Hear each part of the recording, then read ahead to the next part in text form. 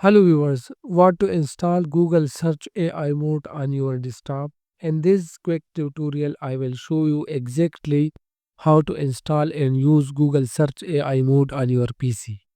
First, open Google Chrome on your PC. Make sure it is updated to the latest version. Now click on this lab icon at the top right corner and click on this turn on button. And here toggle this option and click try AI mode. Once AI mode is enabled, click on the three dot menu at the top right corner of the Chrome. From the drop down, go to Save and Share and click Install.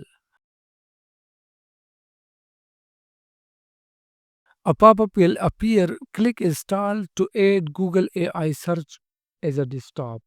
Now go to your desktop. You will see a new icon named Google Search or edited name. Open it to start using AI powered search right from your desktop.